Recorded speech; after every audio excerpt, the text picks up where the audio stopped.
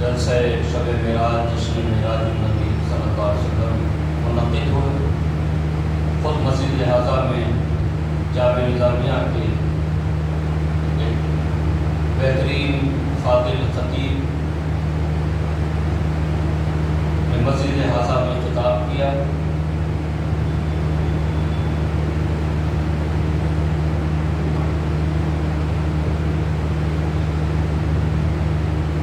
الحمدللہ معراج شریف کے حوالے سے آپ حضرات سیر حاصل گفتگو سماعت کر چکے ہیں۔ کل رات مجھ تک جو کلپ پہنچی، ایک ایسا بدنام زمانہ شخص جو رافضی قوم سے تعلق رکھتا ہے اور جب سے دہلی میں بی جے پی حکومت آئی ہے، بی جے پی حکومت نے دراصل آر ایس ایس نے اپنی بات کسی اور کے منہ سے کہلوانے کے لیے چند کتوں کو انہوں نے پال رکھا ہے۔ انہی میں سے ایک مشہور زمانہ، بدنام زمانہ شخص کا نام ہے وسیم رضوی۔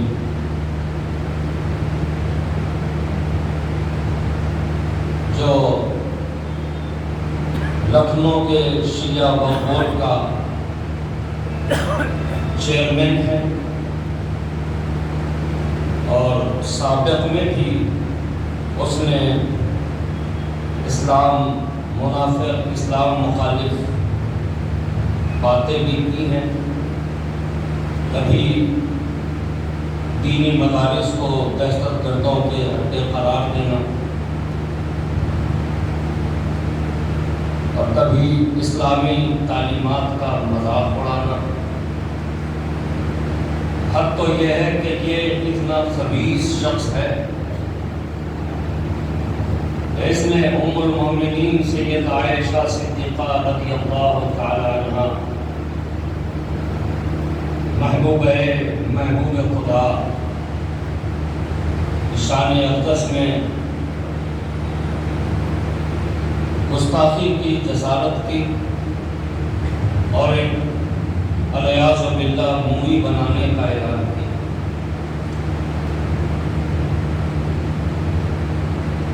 ابھی کل رات مجھ تک جو کلپ پہنچی کہ کل دن میں اس خبیث نے سپریم کورٹ میں ایک PIL داخل کی، قرآن حکیم کی 26 آیات کی اس نے نشاندہی کرتے ہوئے سپریم کورٹ سے مطالبہ کیا کہ ان آیات پر علیٰ باللہ پابندی لگائی جائے۔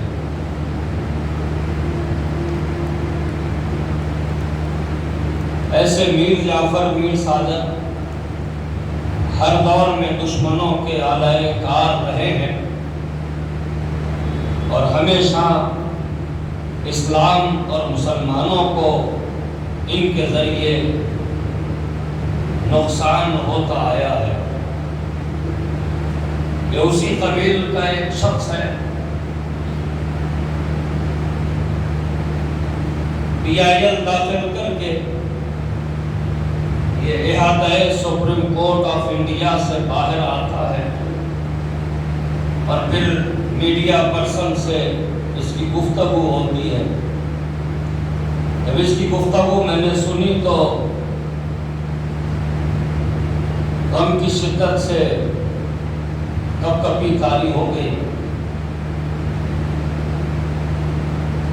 یہ جس قوم سے تعلق رکھنے والا ہے اسی قوم کی باطنی گفتگو کو اس نے میڈیا پرسنز کے سامنے رکھا۔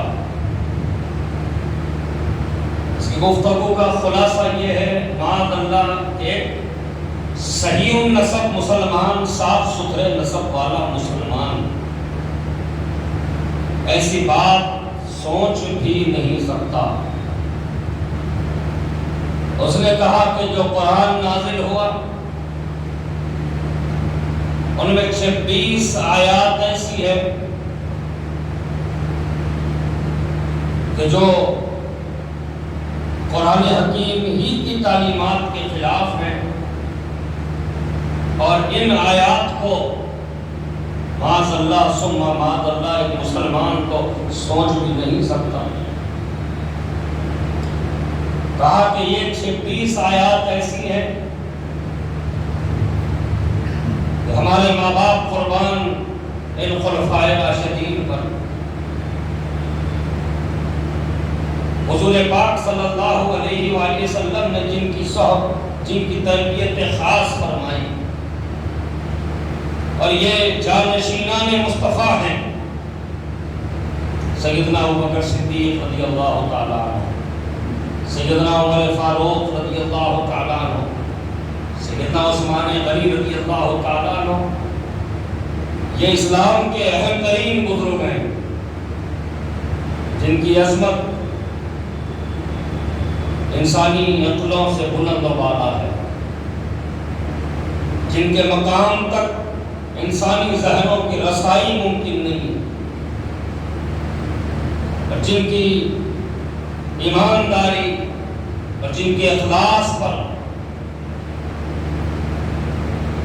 ساری دنیا آج بھی رشک کرتی ہے۔ اپنے تو اپنے ہیں،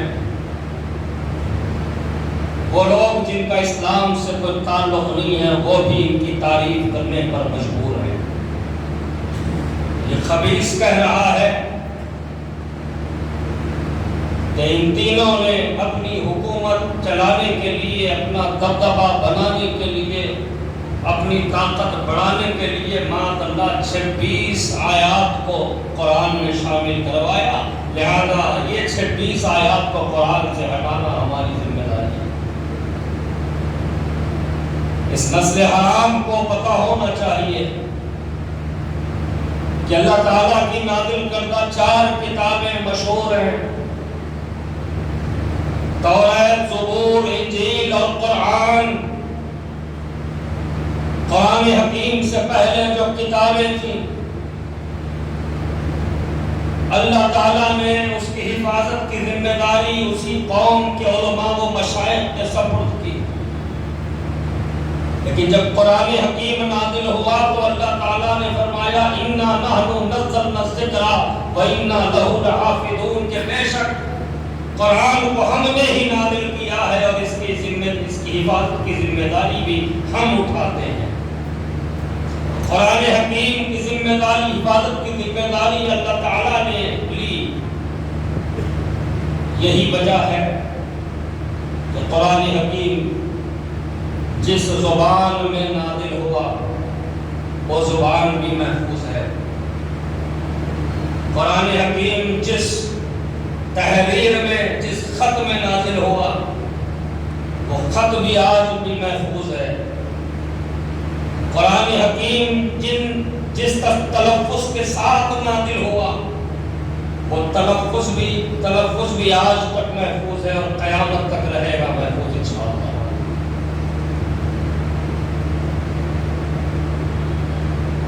ایک ایک آیت محفوظ ہے،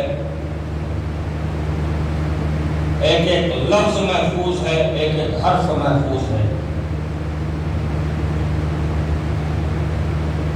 کوئی تحریف نہیں ہو سکتی قرآن حکیم میں، کوئی تبدیلی قرآن حکیم میں نہیں لائی جا سکتی، کیونکہ اس کی حفاظت کی ذمہ داری خود نازل کرنے والے نے لی ہے۔ ایک ساتھ قرآن نازل نہیں ہوا،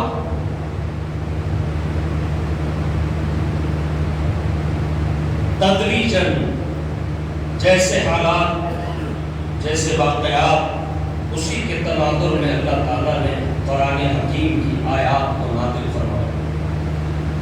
اور جب قرآن نازل ہو رہا تھا تو حضور پاک صلی اللہ علیہ وسلم نے اس کی حفاظت کا بندوبست ایسے فرمایا کہ خود بھی میرے آقا صلی اللہ علیہ وسلم نے قرآن کی آیات کو یاد کیا اور اپنے صحابہ کرام کو قرآن کی آیات یاد کروائی۔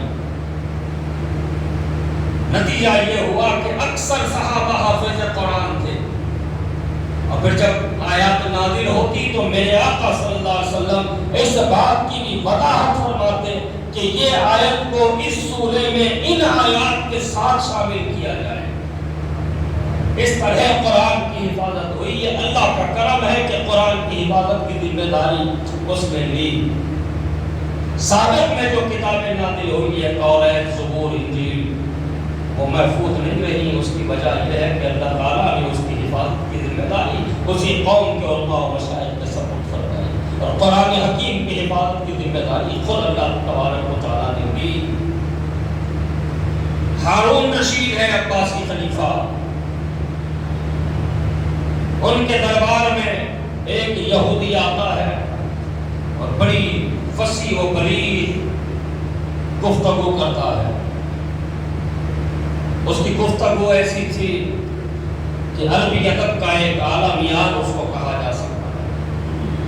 ہارون رشید بھی اس کی علمیت سے بڑے متاثر ہوئے.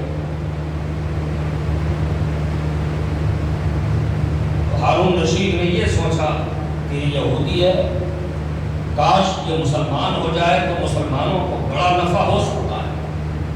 تو ہارون رشید نے اس کو دین پیش کیا کہ نہیں یہ اسلام ہے، اسلام کو قبول کر لو.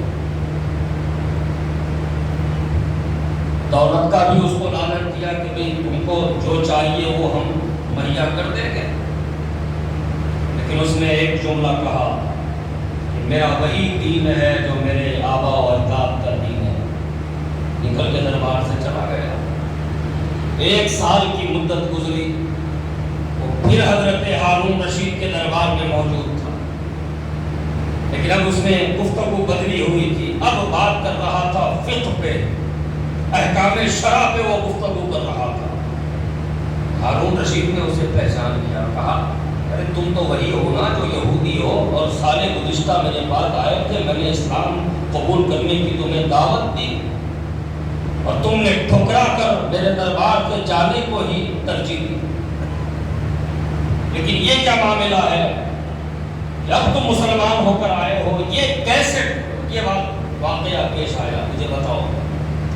تو اس نے کہا کہ آپ کو جانتے ہی ہیں میں کئی زبانوں کا ماہر ہوں اور میری خط و کتابت بھی بڑی اچھی ہے. میں آپ کی گفتگو سن کر یہاں سے چلا تو گیا، لیکن اسلام کے تعلق سے میرے ذہن میں جو منفی خیالات تھے وہ ختم ہوئے، اس کے جگہ مثبت خیالات نے لے لی.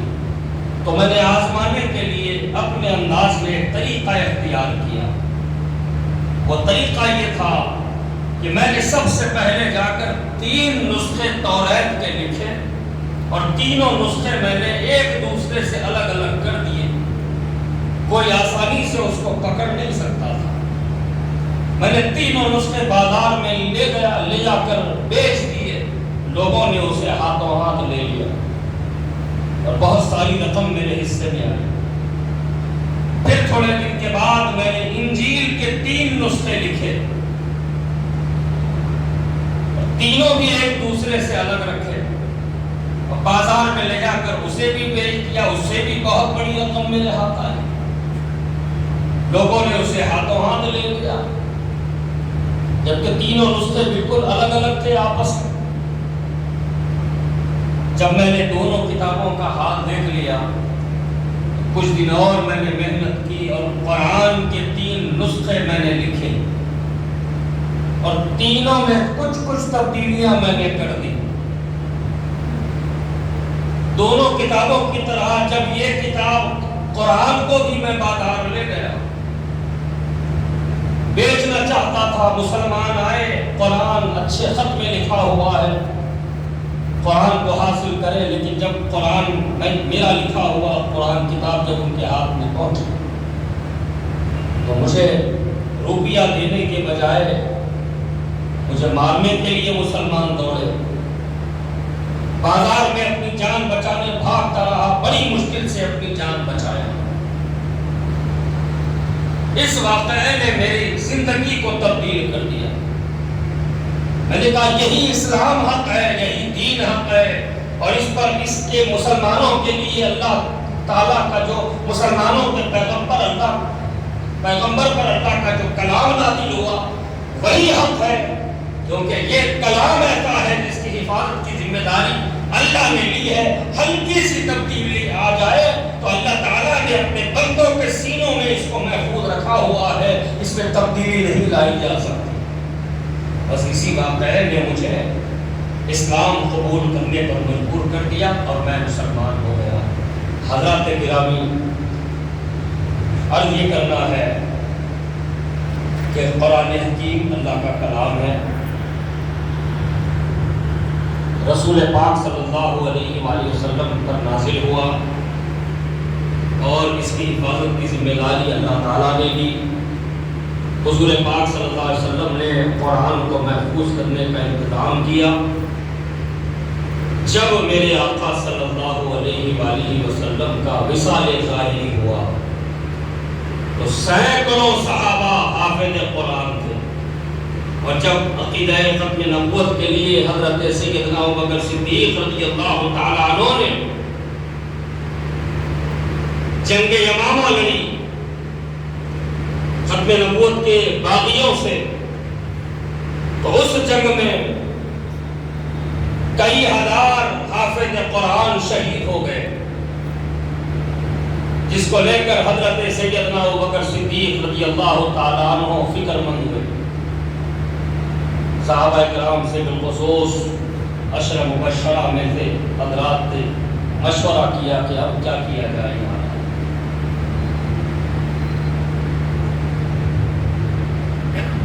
کہ جن کے سینوں میں قرآن محفوظ تھا وہ شہید ہو گئے، اور جب قرآن نازل ہو رہا تھا اس وقت حضور پاک صلی اللہ علیہ وسلم نے ایک اور طریقہ اس کی حفاظت کا یہ تھا کہ مختلف چیزوں پر قرآن کی آیات لکھی جاتی تھی۔ حضرت سیدنا ابوبکر صدیق رضی اللہ تعالیٰ عنہ نے وہ ساری چیزوں کو جمع کروایا، اور پھر باضابطہ ایک صحابہ کرام کی کبار صحابہ کرام ایک کمیٹی بنوائی اور اس کی جانچ پڑتال کا آغاز ہوا، آیات سے آیات ملائی گئی، سورے کے بعد سورہ جمع کیا گیا، اور اسی وقت اس کو قطعیت دی گئی جب ہر ایک آیت کے تعلق سے کئی شہادتیں وصول ہو گئی، کئی لوگوں کی گواہی جب شامل ہوئی تب اس قرآن کو جمع کیا گیا۔ پھر باضابطہ سیدنا عثمان غنی رضی اللہ تعالیٰ عنہ کے زمان خلافت میں باضابطہ آج جو موجودہ قرآن حکیم کی جو شکل ہم تک پہنچی ہوئی ہے وہ اس انداز میں جمع ہو۔ تو عزیزان محترم، یہ قرآن ہے، اللہ کا کلام ہے، اللہ نے اس کی حفاظت کی ذمہ داری لی۔ سینکڑوں برس سے دشمنان اسلام اسی کوشش میں لگے ہوئے ہیں کہ کسی طرح قرآن کی آیات بدل جائیں، بالخصوص ان کو بڑی تکلیف قرآن میں جو آیات جہاد ہے اس سے ان کو بڑی تکلیف ہے، اور یہ وسیم رضوی خبیث اپنی گفتگو میں یہی کہہ رہا ہے کہ قرآن کی یہ جو 26 آیات ہیں، ان آیات کی وجہ سے مسلمانوں میں شدت پیدا ہو رہی ہے اور ٹیررسٹ اسی سے فائدہ اٹھا رہے ہیں۔ اس خبیث باطن کو اس بات کا اندازہ نہیں ہے کہ قرآن کے ایک حرف پر بھی شک کرنا دراصل اللہ تعالیٰ کے حفاظت قرآن پر شک کرنا، اور پھر ایسا شخص تو کسی صورت ہی مسلمان نہیں ہو سکتا۔ اور پھر اس کے ساتھ ہی اس نے ایک اور بات یہی کہی کہ حضرت سیدنا ابوبکر صدیق رضی اللہ تعالیٰ عنہ، حضرت سیدنا عمر فاروق رضی اللہ تعالیٰ عنہ، حضرت سیدنا عثمان غنی رضی اللہ تعالیٰ عنہ، جن پر عالم اسلام کا، جن کی ایمانداری پر اتفاق ہے، جن کے اخلاص میں کوئی شک نہیں ہو سکتا، یہ خبیث کہہ رہا ہے کہ یہ تینوں کی وجہ سے یہ 26 آیات اضافہ کر دی گئی ہیں۔ یاد رکھیں، قرآن حکیم سے نہ کوئی آیت کم کی جا سکتی ہے، نہ قرآن حکیم میں کوئی آیت اضافہ کی جا سکتی ہے، کیونکہ حفاظت قرآن کا کام اللہ فرما رہا ہے۔ حضرات گرامی، اس طرح کی خباثتیں لے کر ہر تھوڑے دن کو یہ بدبخت کچھ نہ کچھ اسٹیٹمنٹ دیتا ہے۔ اب اس کی جرات اتنی بڑھ گئی کہ یہ سپریم کورٹ کو چلے جا رہا ہے اور پی آئی بھی اس نے داخل کر دی کہ قرآن کی آیات کو نکالا جائے۔ یاد رکھیں یہ اس کی اپنی گفتگو نہیں ہے، یہ RSS کا ایجنڈا ہے۔ جب سے دہلی میں مرکز میں BJP کی حکومت آئی ہے وہ کوششیں اسی بات کی کر رہے ہیں کہ مسلمانوں کے لیے جو اسلام ہے اس کی شکل تبدیل کر دی جائے، مسلمانوں کے لیے جو احکام ہے اس میں تغیر و تبدل لایا جائے۔ اب اس خبیث باطل کو استعمال کیا جا رہا ہے اور یہ ہے بھی اسی قوم کا فرق جہاں جس قوم میں کی جانب سے خلفائے ثلاثہ کی شان میں بکواس کی جاتی ہے، تبرہ کیا جاتا ہے۔ اللہ تعالیٰ ایسے لوگوں سے امت مسلمہ کی حفاظت فرمائے اور اسلامی احکام کی، اسلامی شریعت کی حفاظت فرمائے۔ حضرات گرامی، یہ معمولی واقعہ نہیں ہے کہ کوئی عدالت سے یہ مطالبہ کر رہا ہے کہ قرآن کی اتنی آیات کو قرآن سے نکالا جائے۔ اس خبیث باطل کی دردناک موت بھی ہمیں دیکھنا ہے جو ہر تھوڑے دن کو ایک فتنہ لے کر اٹھتا ہے۔ اللہ تعالیٰ اس کو غارت فرمائے، اس کی نسلوں کو نیست و نابود فرمائے، اس کے وجود کو، ناپاک وجود کو دنیا سے مٹا دے۔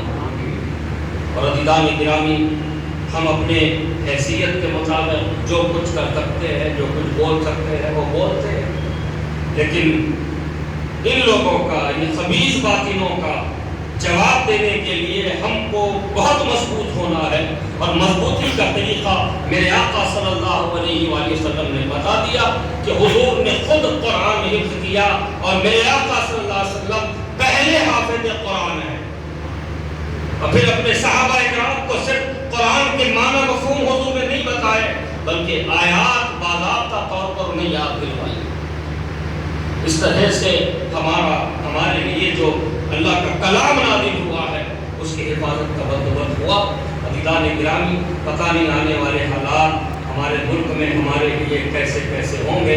اللہ تعالیٰ امت مسلمہ کی حفاظت فرمائے اور ہمارے ملک کی حفاظت خاص طور پر فرمائے، اور اس ملک دشمن طاقتیں جو ملک میں فرقہ واریت کا ماحول بنا کر ملک کو ٹکڑے ٹکڑے کرنے میں مصروف ہے، اللہ تعالیٰ ان کو بھی نیست و نابود فرمائے۔ ہمارا ملک جس کے راجہ خواجہ غریب نواز ہے اس ملک کی حفاظت فرمائے۔ حضرات گرامی، ان کا مؤثر جواب یہ ہے کہ ہر گھر کا ایک فرد حافظ قرآن ہو جائے۔ میں اکثر یہ بات آپ کی خدمت میں رکھتا ہوں کہ ہر باپ کی، ہر ماں کی، ہر سرپرست کی یہ خواہش ہوتی ہے کہ اس کا بچہ دنیاوی اعتبار سے بڑے منصب پہ فائز ہو جائے۔ یہ سوچنا غلط نہیں، لیکن ساتھ میں یہ بھی فکر ہونی چاہیے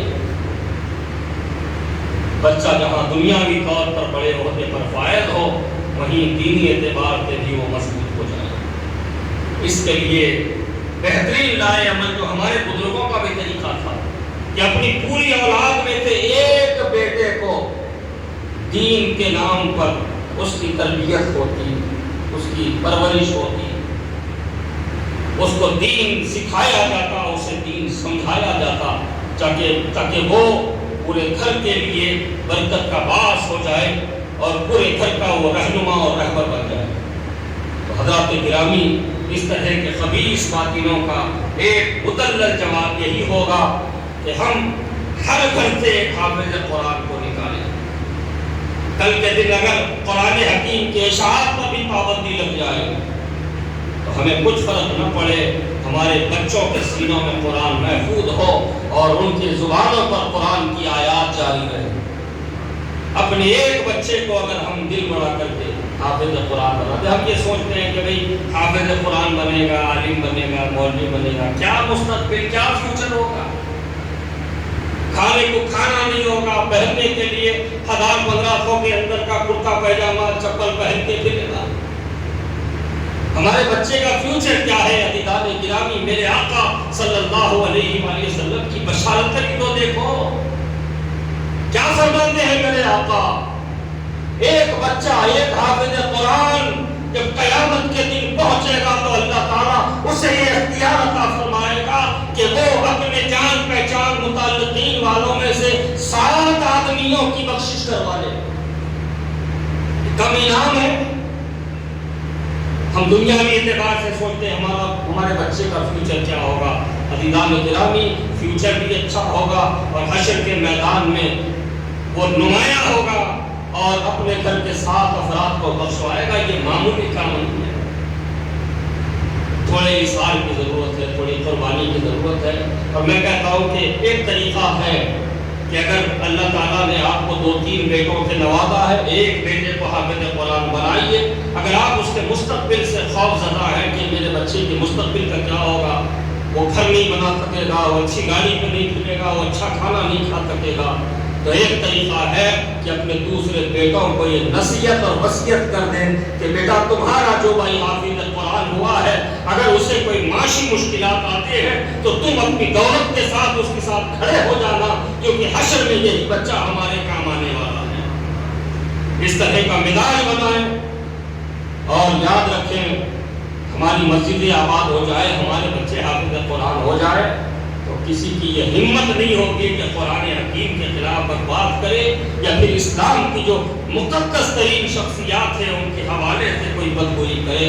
اللہ تعالیٰ آپ پر ہم پر فضل فرمائے، دین کو سمجھنے، دین پر عمل کرنے کی توفیق رفیق عطا فرمائے. قرآن کو سیکھنے، قرآن کو سکھانے اور قرآن کو سینوں میں محفوظ کرنے کی توفیق رفیق عطا فرمائے.